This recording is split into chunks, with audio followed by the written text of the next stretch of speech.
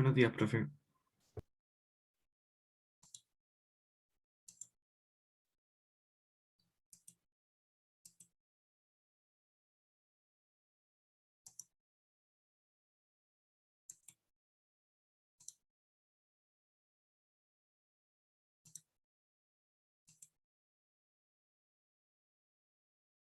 Bien, hoy vamos a repasar un poco sobre mercados y bienestar. Eh, Vamos a preparar un poco la cancha para los ejercicios que vamos a realizar el viernes finalmente. Tengo ya una guía lista para eso, así que el viernes vamos a trabajar solamente en ejercicios. Hoy día vamos a repasar algunos conceptos que me parece interesante que los repasemos bien, porque sin duda van a entrar en la prueba, por lo tanto creo que es interesante que los podamos mirar con más calma. Vamos a ver el excedente del consumidor, el excedente del productor y la eficiencia de mercado nuevamente. El excedente del consumidor ya sabemos que es lo que está dispuesto a pagar un consumidor como precio máximo. Vamos a ver cómo se conoce ese precio y cómo se calcula el excedente. Entonces lo primero es que el excedente del consumidor es la disposición a pagar del consumidor por un bien menos lo que realmente paga por él. Todos nosotros cuando vamos a hacer alguna compra de algún tipo, alguna adquisición, tenemos algún precio máximo en mente. Yo estoy dispuesto o voy a pagar por esto X cantidad, ¿no? Y por eso además podemos ser capaces de recorrer el mercado o no. Muchas veces vamos solamente a una tienda y pagamos lo que estamos dispuestos a pagar incluso por ese artículo. Ahora, si pagamos menos de lo que teníamos ya predispuesto, ahí hay un excedente del consumidor que es el diferencial entre lo que pago y lo que estaba dispuesto a pagar. Entonces la disposición a pagar representa el precio máximo que un consumidor está dispuesto a pagar por un bien o servicio y mide cuánto valora un consumidor este bien o servicio, dependiendo de las necesidades que tenga. Como por ejemplo, cuando se quiere comprar zapatos, pueden comprarse zapatos en bata con un precio máximo de, no sé, 40.000 pesos para zapatos de hombre de vestir, pero también pueden comprarse zapatos en la tienda Floor Chain, que es una tienda exclusiva de zapatos italianos para hombres, que el valor puede llegar hasta los 190.000 pesos. Por lo tanto, va a depender de la disposición que tenga a pagar el consumidor, dónde va a comprar y cuánto finalmente valora el consumidor este bien y servicio. Y eso puede pasar con cualquiera de los artículos que ustedes tengan en mente. Piensen o hagan el ejemplo con algún artículo de los más caros que les ha tocado o han podido comprar y también con los de precio más económico. Ahora, ¿cómo se sabe cuál es la disposición a pagar? Bueno, dependiendo de los ejes, ¿no? Del precio. Aquí vemos en la tabla respecto de cuánto es lo que se va a pagar dependiendo de la cantidad que estaría dispuesto a pagar el consumidor, ¿no? Cuando son 8 unidades está dispuesto a pagar incluso 10 pesos. El precio máximo sabemos que es 12. Por lo tanto, ahí hay una baja respecto de la cantidad que está dispuesto a comprar. Entonces la disposición a pagar decrece a medida que el consumidor, por supuesto, tiene más de X. Entonces cada uno de los puntos de la curva de demanda indica cuál es el precio máximo del consumidor para cada una de las unidades de X. Por 16 unidades, entonces, el precio máximo que está dispuesto a pagar es de 16. Perdón, de 12. Por lo tanto, ahí se genera o se podría generar un excedente del consumidor, ¿no? ¿Cómo se calcula entonces? Es la diferencia entre lo que está dispuesto a pagar como precio máximo menos lo que paga finalmente por las 16 unidades en este caso. Sería el excedente del consumidor igual a 4. Entonces es el valor del bien menos el precio pagado.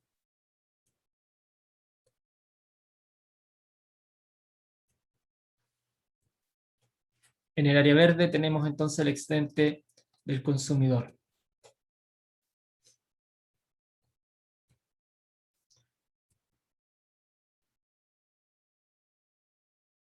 Entonces es la diferencia entre lo máximo que estaría dispuesto a pagar por un bien X y lo que efectivamente paga.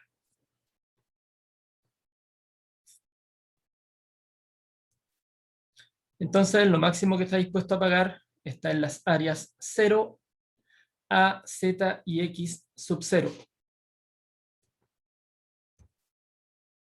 Lo que efectivamente paga está en el área roja, por lo tanto el excedente del consumidor es o sería el área verde. Gráficamente esta sería la figura que habría que tener en mente o en cuenta al momento de que pidan graficar el excedente del consumidor. Para tener claros los conceptos entonces, lo máximo que está dispuesto a pagar es toda el área que está entre A, Z, 0 y X sub 0. Lo que efectivamente paga es lo que está en el área roja y el excedente entonces es lo que está entre A, Z y P sub D. Entonces, puede haber una variación también del excedente del consumidor. Si el precio baja, aumenta por supuesto el excedente. Aquí vemos que si el precio baja de P sub 0 a P sub 1 y el consumidor compra de X sub 0 a X sub 1, hay un aumento del excedente del consumidor. El aumento entonces está dado por el área entre P sub 0, P sub 1, Z y H.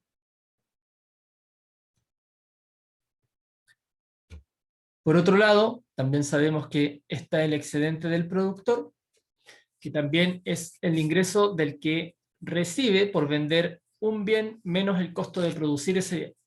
¿Sí? Por lo tanto, la diferencia entre el costo y el ingreso que recibe. El costo de producir entonces es el valor de todo aquello a lo que debe renunciar el productor para producir este bien. ¿Cómo se sabe entonces cuál es el costo de producir? Aquí tenemos también, dependiendo de la cantidad producida,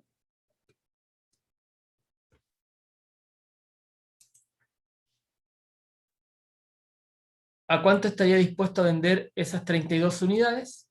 En este caso, estaría dispuesto a venderlas a 10. Entonces, también cada uno de los puntos de la curva de oferta indica el precio mínimo que el vendedor está dispuesto a vender cada una de las unidades. Ese precio mínimo entonces debe ser igual a lo que cuesta producir cada unidad. Por lo tanto, la curva de oferta indica los costos del vendedor. Entonces, ¿cuánto cuesta producir 32 unidades? Ahí podemos ver que al menos cuesta entre 2 y 10 pesos. Entonces, el excedente del productor es el importe cobrado menos el costo del bien, o sea, el precio menos el costo. En este caso tenemos que para 8 unidades, perdón, para 32 unidades, el costo es 2 y 10. Por lo tanto, tenemos ahí 8 pesos de excedente del consumidor cuando el precio es 10, porque el costo inicial es de 2 pesos por cada unidad. Entonces tenemos el excedente del productor que está entre 2, 10 y la curva de oferta. Entonces es el diferencial entre lo que efectivamente cobra por una unidad X sub 0 y lo mínimo que está dispuesto a recibir por esa unidad de X sub 0. Aquí entonces estamos hablando de que a lo menos debiera cobrar como mínimo lo que le permita cubrir los costos de esa producción. Entonces el excedente del productor estaría dado en las áreas que están entre P, Z y W, porque lo que efectivamente cobra está en toda el área, ¿no? Entonces lo mínimo que está dispuesto a cobrar está en el área verde, entre 0, W, Z y X sub 0. Por lo tanto, el excedente del productor corresponde a X sub 0, está entre W, P y Z. Porque lo que está dispuesto, mínimo dispuesto a cobrar está en W, pero lo que cobra finalmente está en el punto Z y P sub S. También si disminuye el precio debido a la ejecución de un proyecto, disminuye el excedente del consumidor.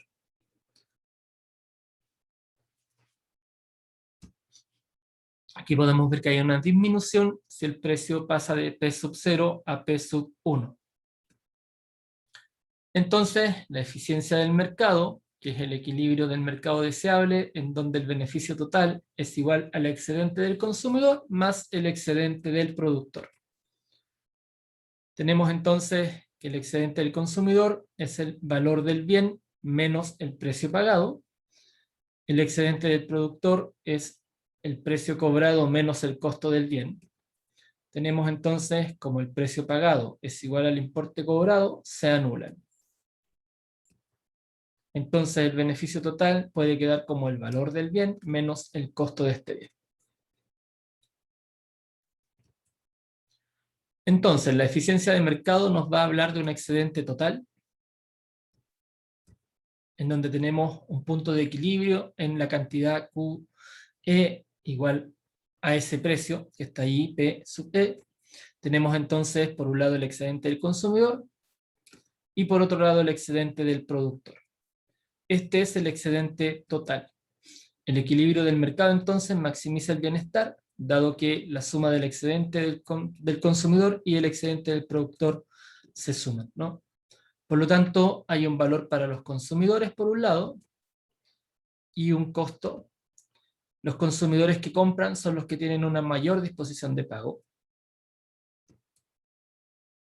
Y también hay un costo con un valor para los consumidores. Los vendedores que venden son los que tienen menores costos, ¿no?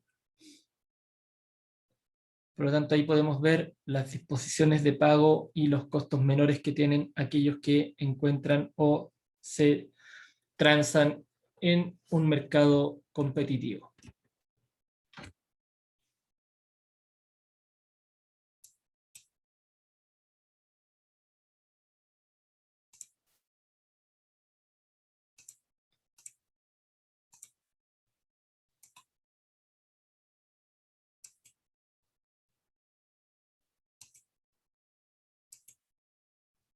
Por otro lado, tenemos también el comercio internacional como concepto que ya pudimos revisar anteriormente. Vamos a ver los determinantes del comercio, las ganancias y su distribución, la restricción del comercio, que determina entonces el que un país importe o exporte un bien, quién gana y quién pierde como consecuencia del libre comercio entre países y qué diferencia hay entre las ganancias y las pérdidas, cuáles son los argumentos a favor de las restricciones comerciales. Entonces, lo primero, en los determinantes del comercio, vamos a evaluar el equilibrio sin comercio. Como supuesto, un país cerrado al comercio internacional para un determinado producto como el acero. El mercado nacional entonces está formado por compradores y vendedores solamente interiores y nadie puede importar ni exportar dicho producto. En ese caso entonces, el excedente del consumidor y el excedente del productor están dados por la demanda y la oferta interiores, ¿no? Solamente hay producción y consumo interno. Entonces el precio se ajusta en este caso para igualar la oferta y la demanda interiores. El precio de equilibrio y la cantidad de equilibrio son los que rigen el mercado interior, generando un excedente total igual a la suma del excedente del consumidor y el productor. Entonces, el precio mundial y la ventaja comparativa está en que si el país decide abrirse al comercio, podría importar o exportar el producto y se podría especializar o no en su producción. Los efectos del libre mercado entonces pueden determinarse comparando el precio interior con el precio mundial del bien. El precio mundial entonces es el precio de un bien que rige en el mercado mundial. Si un país tendría una ventaja comparativa en la producción de un bien, entonces ese precio interior va a estar por debajo del precio mundial y el país podrá exportar. ¿Sí? Nosotros tenemos una ventaja comparativa respecto de la producción del cobre. Por lo tanto, el precio en Chile está por debajo del precio mundial de cobre. Por eso nosotros podemos exportar cobre sin mayores problemas porque el precio que se paga a nivel mundial es bastante más alto respecto del precio que se podría pagar al interior. Pero ojo, nosotros no tenemos una ventaja comparativa en la producción para poder generar derivados del cobre. Por eso importamos ese mismo cobre que vendemos al extranjero, lo importamos en bienes hechos de cobre. Por ejemplo, todos los alambres de cobre por lo general vienen de afuera, porque no tenemos una ventaja comparativa en la producción. Ahora, si un país no tiene una ventaja comparativa, aquí está, en la producción de un bien, entonces el precio interior estará por encima del precio mundial y el país será importador del bien. Aquí podemos ver un ejemplo respecto de los automóviles. Tenemos un país A y un país B. Vemos que el precio está en 1000 por un lado y 10.000 por otro en los automóviles, y el trigo en quintales 200 por un lado y 1000. Tenemos entonces un precio relativo que lo podemos sacar si es que dividimos automóviles por trigo de 5 quintales por un lado y en el B de 10 quintales. Y por otro lado el precio relativo de dividir el trigo por automóviles es de 1/5 de automóviles y de 1/10 de automóviles. Entonces hay una ventaja comparativa en el país A de automóviles y en el país B de trigo. Por lo tanto, el patrón comercial es que el país A exporta automóviles, pero importa trigo, porque tiene una ventaja comparativa respecto de el precio de automóviles, y por otro lado el país B exporta trigo, pero importa automóviles justamente por lo contrario, tiene una ventaja comparativa en el precio del trigo. ¿Se entiende?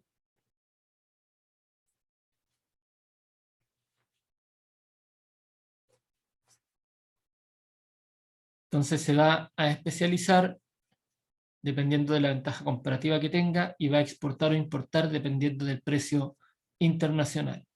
En este caso, los automóviles tienen un precio mayor en el comercio internacional, por eso puede exportar. Entonces, vamos a hacer el supuesto desde un país pequeño con relación al resto del mundo. El país es un país precio aceptante que compra y vende al precio mundial. El país exportador entonces tiene un precio interno menor al precio mundial y el país importador tiene un precio interno mayor al precio mundial.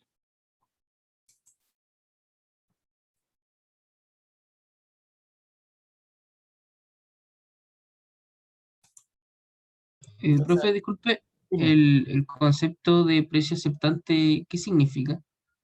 Es que lo hemos visto en otras clases, significa que el consumidor ni el productor pueden interferir en el precio de mercado. Ah, Tú ok. no puedes con tu sola compra, no puedes interferir en el precio que hoy día está poniendo el mercado en un cierto producto. Entonces, lo que hace un consumidor y un productor en ese caso es producir y consumir al precio que está dado por el mercado. Por eso son precios aceptantes, porque no pueden influir en cambiar ese precio. Ya, ok. Gracias. Tenemos entonces la oferta interior y la demanda interior, pero tenemos el precio mundial. En este caso, este país va a exportar, dado que su precio interior está por debajo del precio mundial. Y ahí tenemos la cantidad de demanda en el interior y la cantidad ofrecida en el exterior a esos precios. Por lo tanto, este país exportará. ¿Por qué? Porque la cantidad demandada interior es menor respecto de la oferta que podría entregar este productor a un precio mundial. Por lo tanto, ahí está la cantidad ofrecida en el interior que no se alcanza a comprar, dado que el consumidor interno compra menos, por lo tanto exporta.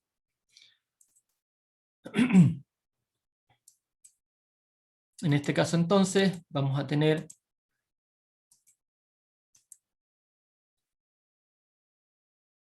el excedente del consumidor, el excedente del productor, que inicialmente estaba solamente en el área A, pero como tenemos un precio internacional, se traslada a un excedente que va a cubrir los puntos o las áreas B, C y D. Entonces aumenta con comercio internacional el excedente.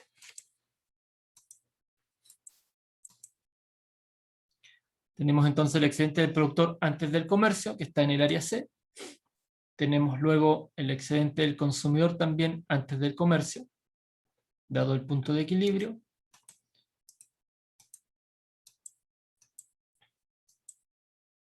Y vemos que después del comercio internacional aumenta el excedente del productor a los puntos C, B y D, y el excedente del consumidor está en el área A.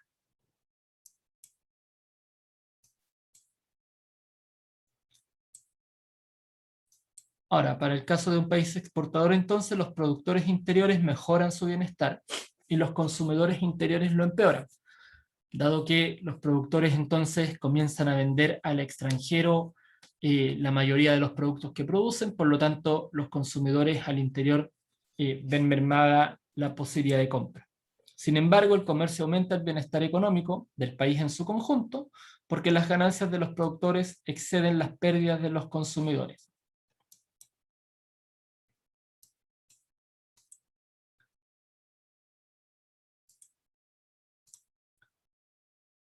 Ahora, aquí tenemos el caso de un país importador, en donde el precio interior es mayor que el precio mundial.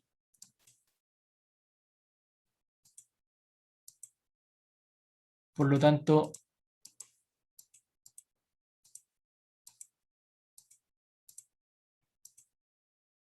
aquí lo que ocurre es un poco similar, pero tenemos antes del comercio internacional el excedente del consumidor, en el área A, el excedente del productor, en el área antes del comercio internacional, que son el área B y C. Y vamos a tener entonces que con comercio internacional, ahí aparece un delta con el excedente después del comercio para el productor y el excedente del consumidor después del comercio internacional, que se ve aumentado a las áreas A, B y D. Esto porque efectivamente la demanda del consumidor es mayor que la oferta del productor con el precio internacional, dado que hay importación de productos, por lo tanto llega mayor cantidad respecto de la producción interna. Entonces, los ganadores y perdedores, tenemos que los productores interiores del bien empeoran su bienestar y los consumidores interiores del bien lo mejoran. Sin embargo, el comercio aumenta el bienestar económico del país en su conjunto también, porque las ganancias de los consumidores exceden las pérdidas de los productores. Aquí tenemos también los casos de la entrada, por ejemplo, de productos chinos. Eso hace que, o hizo que efectivamente el excedente del productor nacional se viera mermado, dada la irrupción del comercio internacional, especialmente de productos chinos. Hoy día vemos que efectivamente, por ejemplo, en el barrio Meij hay incluso mall que tienen artículos chinos, lo que hace que los productores locales vean mermada su venta a propósito de que el consumidor consume artículos importados, ¿no? Ahora, hay efectos de un arancel, que ya vimos que es un impuesto sobre las importaciones o sobre los bienes producidos en el extranjero que se venden en el interior. Tenemos entonces que el arancel eleva el precio del bien importado por encima del precio mundial en la cuantía del mismo. Tenemos entonces que el precio interno es igual al precio mundial más el impuesto o el arancel. Y los efectos de un arancel entonces gráficamente están dados de la siguiente manera. Tenemos el equilibrio de comercio, tenemos el precio sin arancel, el mercado sin arancel que se mueve entre el consumo sub 1 y el consumo, perdón, el consumo CS y el consumo D, donde tenemos consumo interior. Tenemos entonces que el precio de mercado con un arancel aumenta, por lo tanto se desplaza el consumo, aumenta la producción o la oferta interior y disminuye el consumo con un arancel.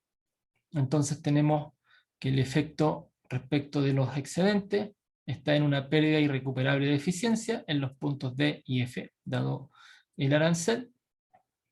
Tenemos entonces que gráficamente el excedente del consumidor antes del arancel era el área A, B, C, D, E y F. A, B, C, D, E y F, o sea, completa el área, pero después del arancel quedó solamente en las áreas A y B, ¿sí? El excedente del consumidor. Y el excedente del productor, que era solamente el área G, queda ahora sumado al área C. Entonces, aumenta el excedente del productor dado el arancel cobrado. Por lo tanto, antes del arancel los ingresos del Estado son 0, después del arancel el ingreso está en el área E, que esto es lo que recauda el Estado por el arancel o el impuesto que impuso. Tenemos entonces que el excedente total primero estaba entre el área A y el área G, teníamos todo el área, ¿verdad? Pero con el arancel entonces disminuye al área A, B, C, G y E. A, B, C, G y E, porque D y F es una pérdida irrecuperable de eficiencia dado el arancel. Entonces un arancel reduce la cantidad de importaciones y acerca al mercado interior a su equilibrio sin comercio. Con un arancel, el excedente total disminuye y dicha disminución representa la pérdida irrecuperable de eficiencia provocada. Entonces vamos a tener que también hay un contingente sobre las importaciones, que es una limitación cuantitativa sobre importación. Representa la limitación de la cantidad de un bien que puede producirse en el extranjero y venderse en el interior.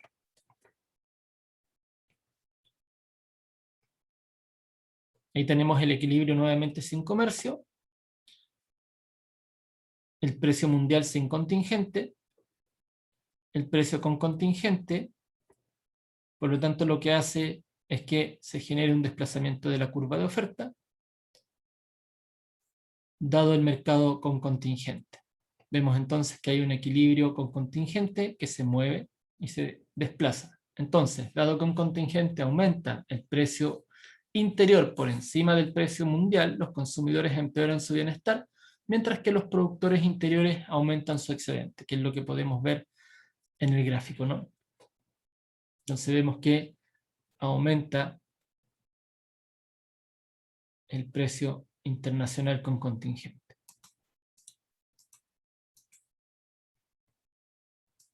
Entonces, nuevamente los efectos que aparecen gráficamente respecto del contingente.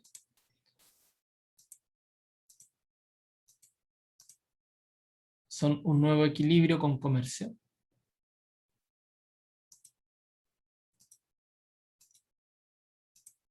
Y vamos a tener nuevas áreas de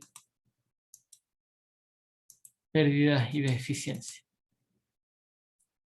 que son las que están en este cuadro, ¿no? Entonces tenemos un excedente de los titulares de las cuotas, que está dado por los puntos E y E, subcomillas. Entonces aquí podemos ver que la curva de oferta se desplaza, dado el contingente, que significa que efectivamente a un precio mundial no pueden importarse todas las unidades que estaban previstas, por lo tanto eso hace que el consumidor disminuya y el productor pueda mover su curva de oferta. Entonces, si el Estado vendiera licencias de importación a un precio igual a la diferencia entre el precio internacional y el precio mundial, los ingresos serían iguales a los de una tarifa equivalente y ambas medidas tendrían idénticos resultados. Ambos aranceles y contingentes entonces aumentan el precio interior, reducen el bienestar de los consumidores interiores, aumentan el bienestar de los productores interiores, provocan una pérdida irrecuperable de eficiencia, lo que podría generar pérdidas de puestos de trabajo, industrias vitales para la seguridad nacional que debieran resguardarse, industrias recientes que necesiten apoyo para pleno desarrollo y competencia desleal. Otros beneficios del comercio internacional entonces están dados por un aumento en la variedad de bienes, sin duda alguna, el descenso de los costos debido a las economías de escala, los incrementos de la competencia, que están dados respecto de la apertura de comercio internacional. Efectivamente hay un aumento en la variedad de bienes. Todos sabemos que cuando hay importación podemos encontrar muchos más bienes de los que teníamos anteriormente, especialmente en tecnología o en variedad de ropa, etc. Hay un descenso de los costos, por supuesto, debido a las economías de escala, porque muchas veces el productor decide importar y elimina los costos de producción, y también se genera un incremento de la competencia.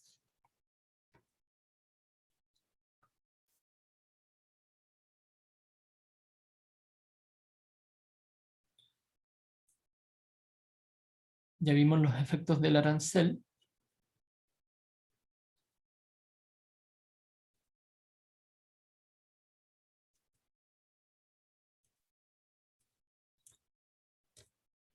Por lo tanto, aquí tenemos, voy a subir esta clase, pero tenemos dos ejemplos claros de comercio interno, con el excedente del consumidor y el excedente del productor, y por otro lado, con comercio internacional respecto del impuesto y el arancel.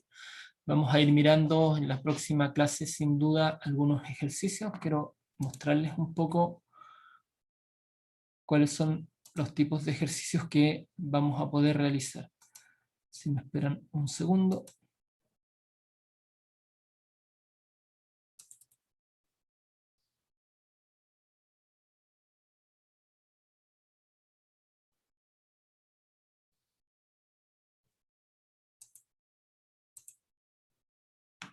Para nosotros el ejemplo más claro es la producción y exportación de cobre, ¿eh? Yo creo que ese es uno de los ejemplos más claros que tenemos respecto de exportación e importación. Lo otro podría ser de pronto productos del mar. Hoy día cada vez más se está exportando, por ejemplo, loco, jibia y otros productos de ese tipo, que también lo que hacen es que la producción o el consumo local disminuye. Hoy día los valores de los locos, dado el precio de exportación internamente es bastante alto, y eso hace que además la producción o la posibilidad de compra sea más baja también, sin mencionar que hay una veda permanente respecto del loco, por lo tanto ahí hay un tema no menor.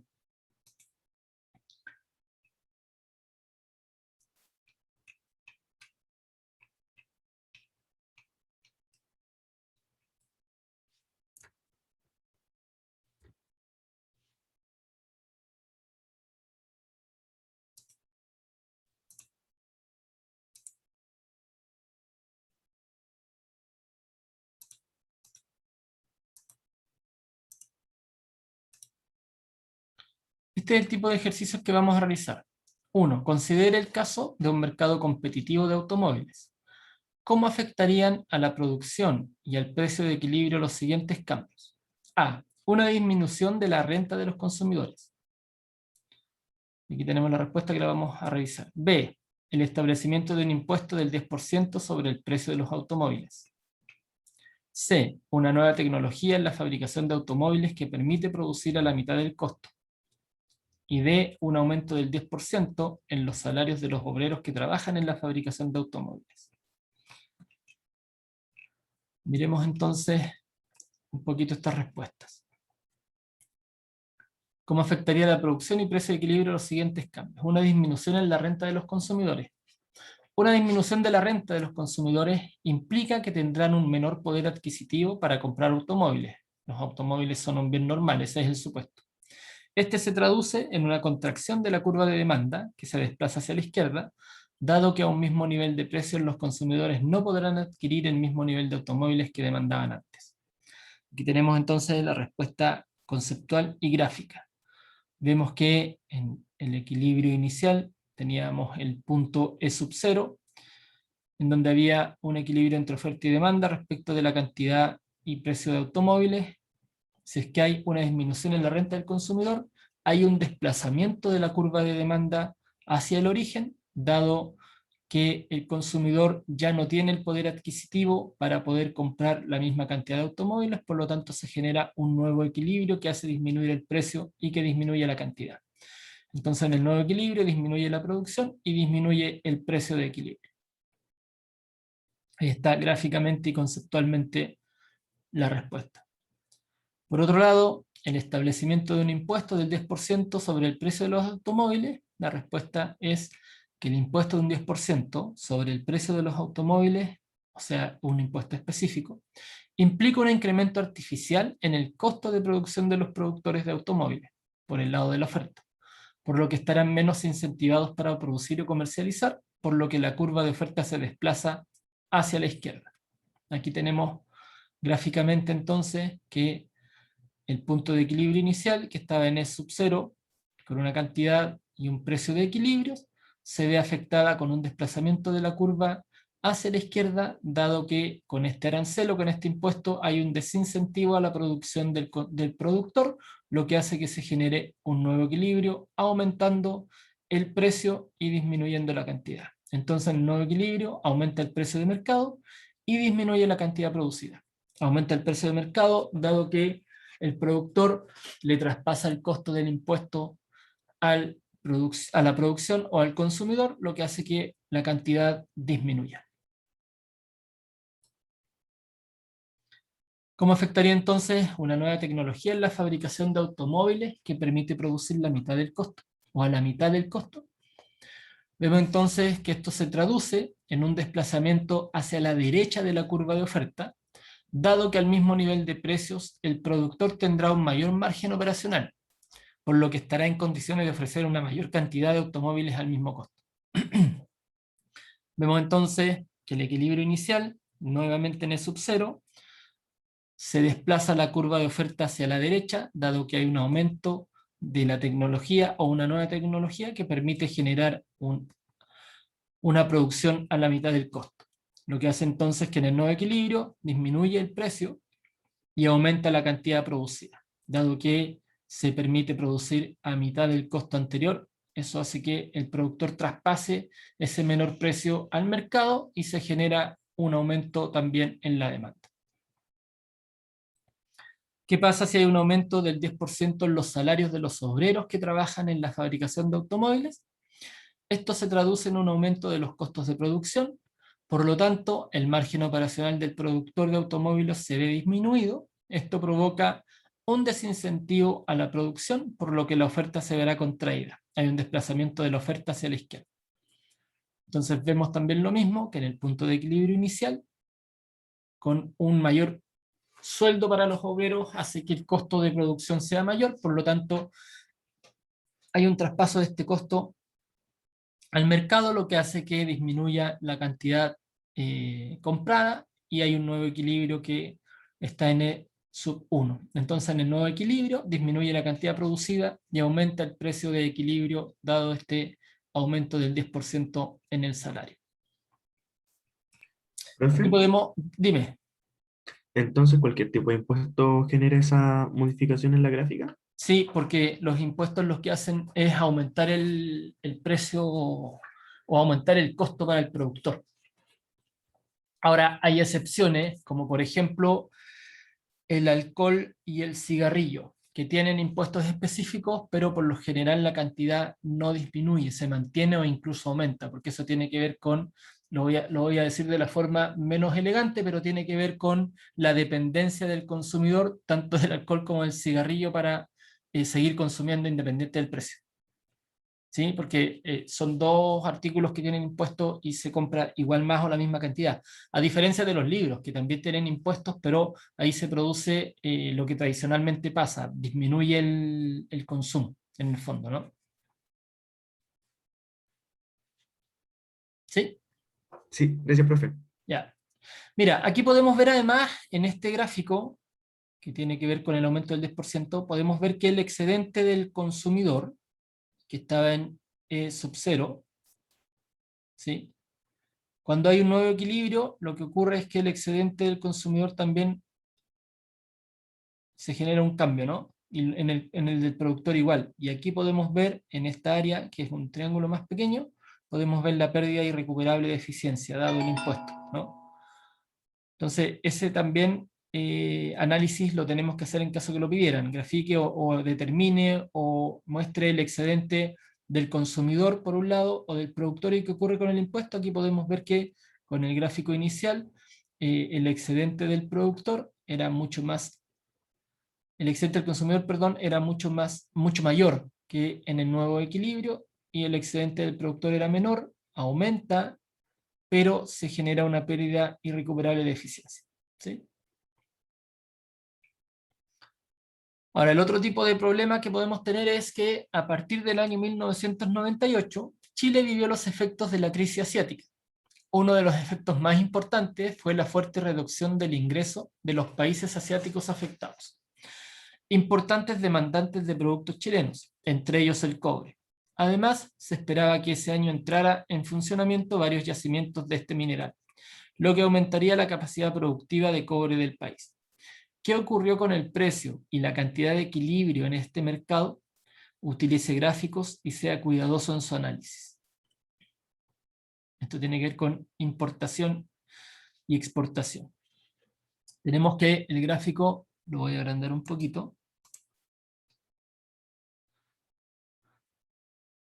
nos muestra una situación inicial T igual a 0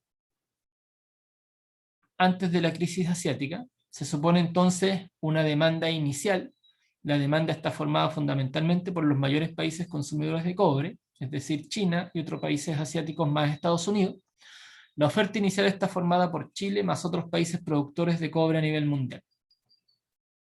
Estaríamos hablando de este punto de equilibrio, ¿no? Entonces aquí hay oferta chilena más otros países con el número de yacimiento, con T igual a 0. Y tenemos la demanda China más otros países asiáticos más Estados Unidos. ¿Sí?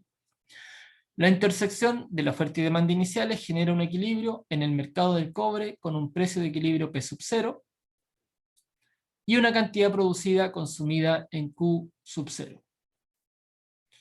Luego entonces la situación posterior en T igual a 1 durante la crisis asiática indica que dado que la crisis asiática afectó fuertemente a la baja del ingreso de los países asiáticos, principales consumidores de cobre chileno, y suponiendo el cobre un bien normal, entonces esta disminución del ingreso disminuye fuertemente la demanda por cobre en estos países, desplazando la demanda hacia la izquierda. Por el lado de la oferta, el que haya entrado en funcionamiento más yacimientos de cobre en Chile afecta en una mayor capacidad de producción de cobre disponible, lo que provoca un aumento de la oferta, es decir, un desplazamiento hacia la derecha de la oferta. La intersección de la nueva oferta y demanda genera un nuevo equilibrio de corto plazo, tal que se provoca una fuerte disminución del precio y una producción de cobre más o menos en los mismos niveles de antes o incluso un poco menos. Todo depende de qué tan fuerte sea la expansión de cobre. Tenemos entonces en la gráfica lo que planteábamos, que está en sub 0, dada la crisis asiática, hay un desplazamiento de la curva de demanda hacia el origen, pero hay un desplazamiento de la curva de oferta a la derecha. El desplazamiento de la curva de demanda hacia el origen está dada porque los países principales exportadores de cobre disminuyeron sus ingresos, por lo tanto disminuye la cantidad, pero el desplazamiento hacia la derecha de la curva de oferta está dada porque a pesar de que hubo una disminución en la exportación, hubo un aumento en la producción porque aumentaron yacimientos de cobre en Chile. Por lo tanto, eso hace que la curva se desplace hacia la derecha. El nuevo equilibrio entonces se genera en E sub 1, en donde tenemos que el equilibrio inicial, dada la contracción, esto es interesante, el equilibrio inicial, dada el desplazamiento de la curva de demanda, era este de aquí que estoy marcando con el puntero. Pero dado que se abrieron nuevos yacimientos, por lo tanto aumentó la producción, el nuevo equilibrio se ubica en E sub 1. Lo que hace que la disminución de la cantidad sea menor a lo que hubiese sido solamente con el efecto de la crisis asiática, sin aumento de producción dado los nuevos yacimientos. ¿Se entiende?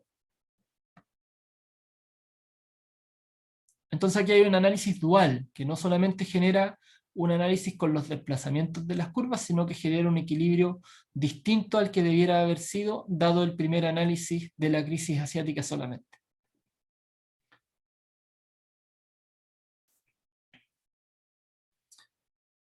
Y vamos a dejar el problema 3 planteado. En un mercado que se encuentra en equilibrio, la oferta y la demanda vienen dadas por la demanda, es igual a 1000 menos Px, y la oferta es igual a Px menos 200. Encuentre y grafique el equilibrio. Calcule los excedentes del consumidor, del productor y el excedente social. Indíquelos en su gráfico. Y explique conceptualmente el significado de los excedentes. Con este tipo de ejercicios vamos a partir también el viernes. Ahora, ojo con los análisis gráficos. Aquí no hay análisis numérico, con un análisis gráfico también se puede realizar una respuesta respecto de los movimientos de equilibrio o de los desplazamientos de las curvas de oferta y demanda. Lo mismo en este caso en la producción de automóviles, dado incluso un impuesto, un aumento de salario, etc. Esto no es irreal, ¿ah? Aquí hay efectivamente situaciones reales. Por ejemplo, el aumento de los salarios en Chile se da cada vez que se discute el aumento del salario mínimo.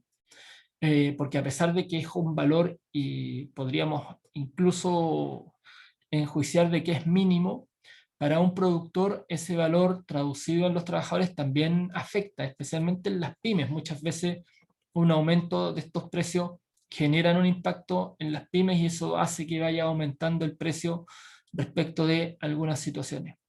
Discutimos en una clase anterior también el efecto que se ha generado con la pandemia respecto, por ejemplo, de los materiales de construcción. De hecho, escuchaba el otro día en las noticias que hay un diputado que quiere hacer una demanda colectiva contra ICI y Sodimac por colusión de precios, dado que han aumentado exorbitantemente los precios de materiales de construcción. Eso ha hecho que ocurran dos cosas. La primera es que haya una escasez de materiales de construcción, lo que hace que encarezca además el metro cuadrado de construcción de casas y por supuesto el valor de las casas también ha aumentado. Y es extraño además que en pandemia también se haya comprado una cantidad de casas también mayor de lo que en el mismo periodo se había hecho en años normales. Eso está afectado también si vemos y analizamos la inyección de los 10%, que mucha gente ha utilizado el 10% o los 10% de retiro de AFP para inversión y no solamente para pago de deudas, que es la mayoría. Entonces aquí tenemos también otro análisis económico bien interesante respecto de qué ha ocurrido con el mercado interno en el caso de pago del 10%, qué ha ocurrido con el mercado. Muchas familias efectivamente lo han utilizado para el pago de deudas y para mantenerse, pero hay otras familias que lo han ocupado necesariamente o principalmente para inversión, lo que hace que también las curvas de demanda se muevan respecto de la situación normal.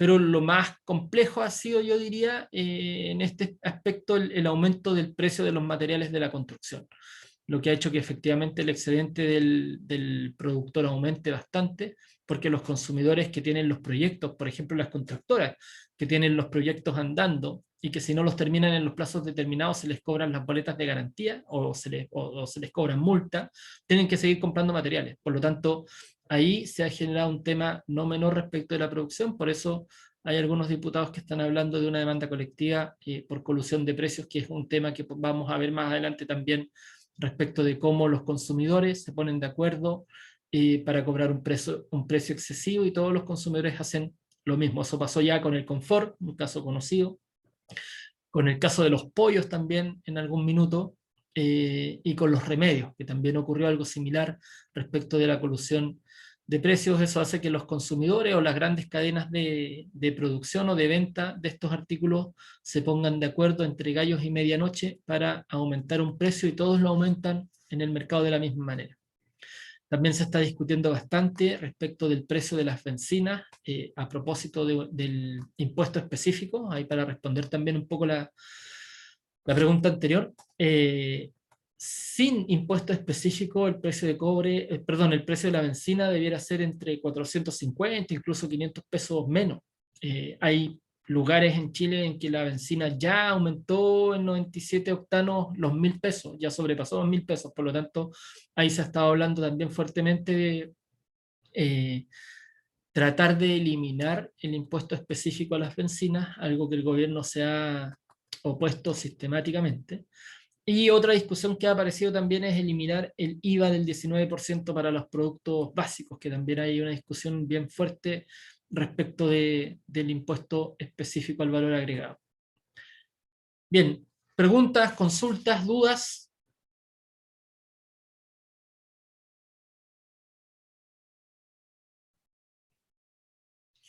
Bien, jóvenes, gracias por conectar. Nos vemos entonces el viernes. Chao, profe, cuídese. Chao, profe, gracias por la clase. Chao, profe, gracias. Chao, chao.